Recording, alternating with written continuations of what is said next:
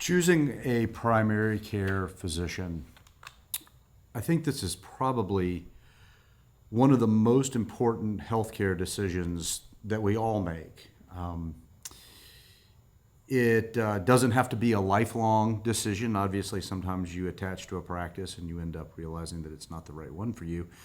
But finding a good fit is so incredibly important because the healthcare relationship is exactly that. It's a relationship between you and the physician. The physician has certain responsibilities, and the patient has certain responsibilities. So to find a good mix is incredibly important. And I have addressed this in some of the shorter form formats, but I felt that this was such an important topic that we needed to dive a little deeper in a long format. And if this is not the format that you learn best from or transfer information the best from, we also have a free newsletter if that's a more reasonable format for you to get information. If you prefer that to watching or listening, please click the link below and check out not only the newsletter on this topic, but prior newsletters as well, if this type of content interests you. So there are several sites out there that give you some basic questions that you should ask when you're looking at various practices, various directions that you should go in. And I think that the three major points that I'm going to give you today are really foundational to creating a long-term relationship with a physician or the physician and the practice. And it's something that we all at some point are faced with. Now, I realize that insurance plans and HMOs and all of those kinds of things frequently dictate a list of physicians for you to choose from, and that can seem very confining at times. However, even within that box, I think if you apply these principles, you have a much higher degree of success both in the short term and in the long term. So let's dive into it a little bit.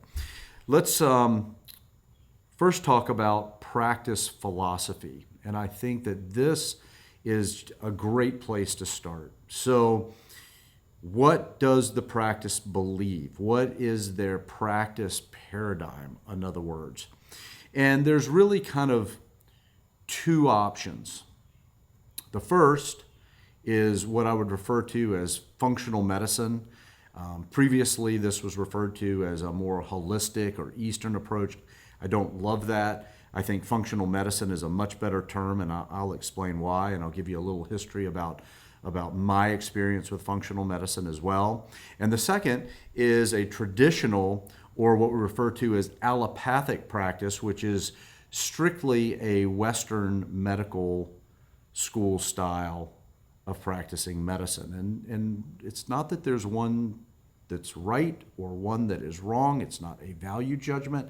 It's about what resonates most for you.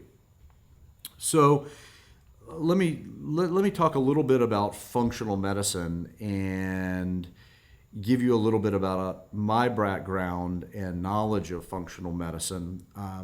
About 10 or 15 years ago, I had an opportunity to read a book by Alejandro Younger, who is an interventional cardiologist, who is the author of a book called Clean, which at its core is basically a nutrition-based program. In other words, that the basis of probably 75 to 80% of all chronic illness is related to what we put in our mouths, in addition to toxins and pressures that we expose ourselves to in our general life, and then how to modulate those things to create a healthier lifestyle, with the understanding that the wonderful thing about the human body is that it wants to be in balance, homeostasis.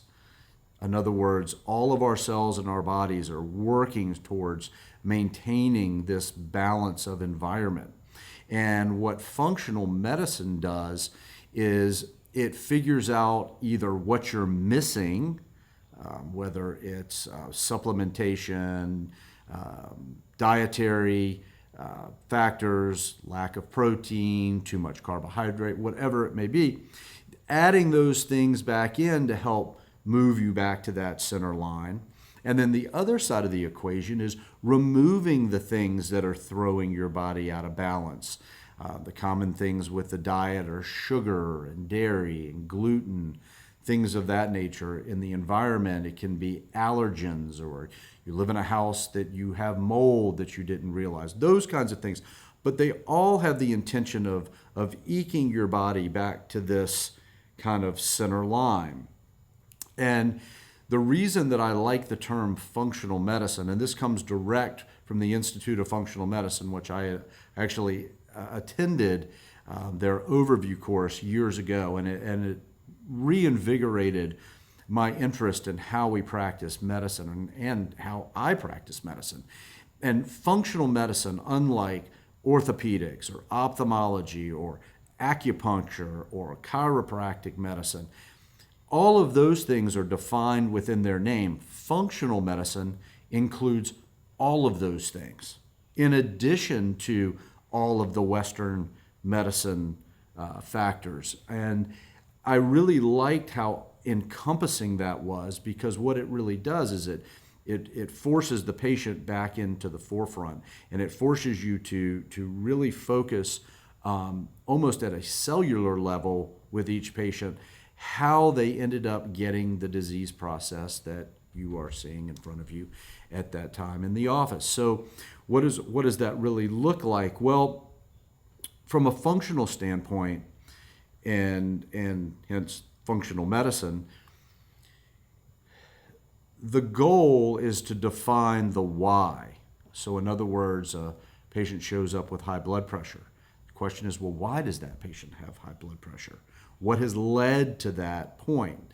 And then determining whether it's high blood pressure medications, exercise, dietary changes, meditation, acupuncture, whatever those things are, those all-encompassing things, helping to determine what the best line of treatment is based on where they are on the timeline. Now, clearly, if somebody comes in with an acute heart attack, the prescription is not to perform dietary changes. That patient needs to be seen in the emergency room, taken to the cath lab, and potentially have some sort of intervention or surgery. But functional medicine at its core is a melding of what many of us think of as Eastern or alternative medicine and traditional Western medicine.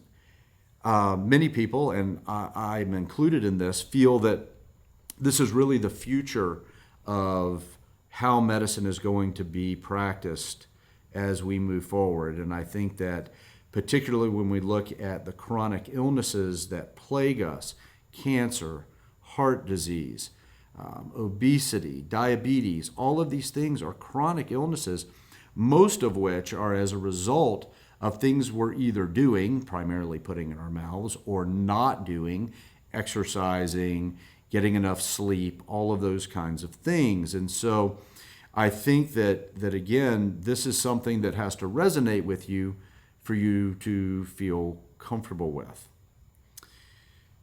Traditional medicine, on the other hand, is kind of what we're all used to, and it's time-tested, and it works really well.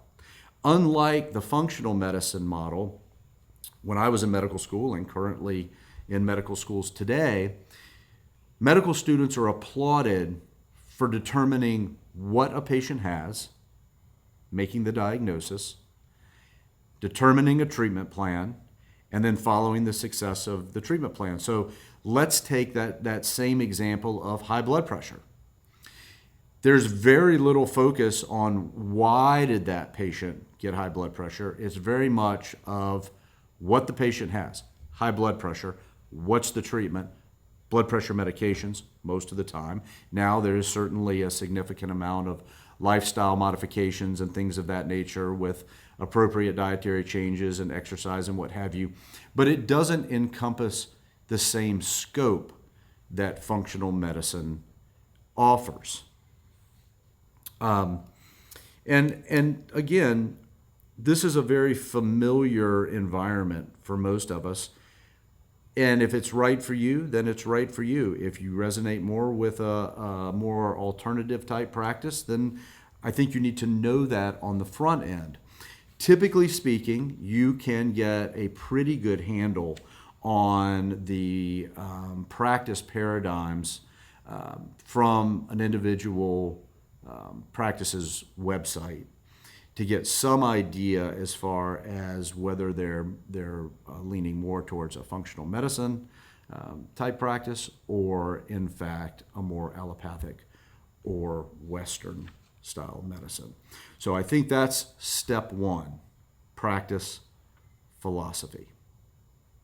Number two, size of practice. So I kind of look at this in the same way that a rising senior in high school potentially looks at colleges. Where do you start? Well, do you want to be in a big city, small town, city campus, suburban campus, no campus? What size school do you want to go to? Do you want to be at a large state university with 30, 40, 50,000 people, or do you function better in a small classroom with more personal attention? No different with practices. Some people prefer a large multi-specialty group where there's lots of family practitioners, internists, general practitioners, as well as subspecialists like general surgeons, orthopedic surgeons, endocrinologists to treat diabetes, etc. And it kind of creates almost a one-stop shopping environment. In other words, you see your internist, you have abdominal pain, they're worried you have appendicitis, there's a surgeon right across the hallway. That may be a practice model that resonates with you. On the other hand, if a smaller practice is more your thing, then in a minute we'll kind of get into that in a little more detail. One of the other major factors with the larger practice format is that should you want to have a referral outside of the big multi-specialty group, that can be complicated because of the economics and the financial model tend to maintain all of that within the same umbrella, just like the lab, x-ray, and all the diagnostics that go along with that. Now, you certainly can find large single specialty groups as well, where it's a large group of internists. And you may prefer that because if your physician's not on call, you know that there's 15 others that are going to be immediately available. As far as smaller practices is concerned, kind of all the way at the other end of the spectrum is something called VIP medicine, which is not a new concept, but it has been more recently popularized. And I think a lot of this is as a result of really one thing. And I think this is a crux concept in some of the difficulties we have in medicine today, and that is access to healthcare. And what VIP medicine is essentially is maximal access to your physician. Typically speaking, these are physicians that have been in practice for a while, have been in fairly large practices, and decide that they no longer want to take care of 2,000 patients, but they'd rather have much more time and focus to take care of 200 patients. Now, this obviously has a financial component associated with it. Typically, you are asked to pay a yearly fee It can range anywhere from $1,500 up to $10,000 a year, depending on that VIP practice. And that typically gets you nearly unlimited access to the physician, including, in most cases, the physician's cell phone number. And this has been a very popular model for those that can, of course, afford it. The interesting dichotomy with VIP medicine is that most of the physicians that make this decision, because they want to focus on the outpatient realm, in other words, seeing patients in the office, or sometimes actually these physicians will make house calls, is that they give up their hospital privileges so that they don't have that additional responsibility. In my mind, consequences, potentially not unintended consequences, is that when you are admitted to the hospital, then the physician that knows you the best, that you've been seeing as an outpatient, is not the one then taking care of you when you are actually the sickest. Usually that responsibility is turned over to hospitalists, which are typically hospital employees that practice inpatient internal medicine. I think this is something that most people don't actually realize. The counter argument to that, of course, is that when physicians are able to spend more time with that group of 200 patients, if someone does get sick, they're available to give additional attention that may in fact avoid a hospital admission altogether. Again, this is a personal choice, but I want you to understand what VIP medicine actually is and what you are going to get. Also, under this kind of practitioner-like heading, if you will, is how a practice utilizes healthcare extenders. And let me explain what an extender is, based solely on the name, actually. They are an extension of the physician. They are typically physician's assistants and nurse practitioners. So they are practicing under their own license, but under the umbrella of a supervising physician. I get complaints from patients when they come in to see me for pre-op or post-operative visits that they went to the cardiologist or they went to their internist and they waited in the waiting room for an extended period of time, and all they got to see was the extender. Well, my personal opinion on healthcare extenders is that they are one of the solutions to the access problem that we have in medicine today. In other words, they're an extension of the physician. So really, you have two or potentially multiple extenders in a practice that then allow you to be seen and evaluated. That evaluation is then taken back to the physician and a treatment plan is then implemented. I am a big fan of healthcare extenders. I have a nurse practitioner that's worked for me for over 20 years, and I will be absolutely frank with you. I could not do the work that I do without her support and input, and the level of ownership that she takes in the practice and of the individual patients. I feel absolutely confident that she's going to represent me in a way that I would represent myself with patients. And again, question the practice. How do you utilize healthcare extenders? You may or may not be comfortable with their particular practice patterns. And finally, I call this section the interview, and it's kind of all-encompassing because it includes several components. First and foremost is word of mouth.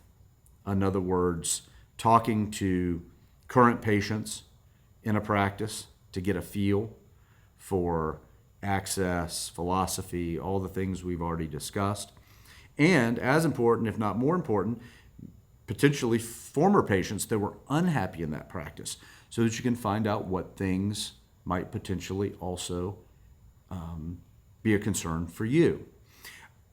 For me personally, I get at least 3 to 5 phone calls a month from people in the community wanting my opinion about a primary care physician or asking for help to get in with a primary care physician. Ask physicians that are friends of yours, ask a surgeon that's operated on you. Take all of those opportunities to get a really good sense of what the perception is of the practice. And then the final step would be to actually schedule an interview with the physician in the practice. Some are open to this, some are not. I personally feel that that's something that should be available to all patients prior to entering practices, but that's not necessarily the case. But always ask, because I think that that initial interaction can be a game changer for making a final decision about the practice that you ultimately choose for yourself. So I hope that this framework from practice philosophy, functional medicine versus allopathic medicine, practice size, big, small, multi-specialty, VIP medicine, to putting your finger on the pulse in your community to determine whether or not a practice is a good fit for you. Thank you so much, and I hope you guys have a great day.